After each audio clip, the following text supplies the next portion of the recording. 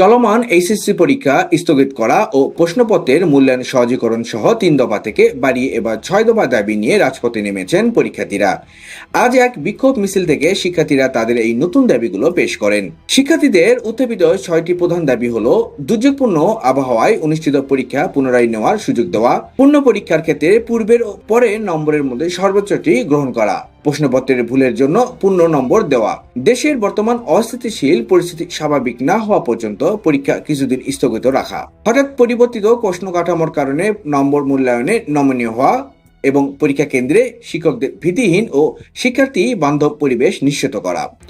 আন্দোলনরত শিক্ষার্থীরা জানান, তাদের এই কর্মসূচি কোনো রাজনৈতিক দল বা সংগঠনের বিরুদ্ধে নয়, বরং ত্রুটিপূর্ণ শিক্ষা ব্যবস্থার সংস্কারের দাবিতে। তারা শিক্ষামন্ত্রীর কাছে এই দাবিগুলো অবিলম্বে মেনে নেওয়ার আহ্বান জানান। তবে শিক্ষার্থীদের অভিযোগ, তাদের সম্পূর্ণ শান্তিপূর্ণ এই মিছিলে পুলিশ লাঠিচার্জ করেছে।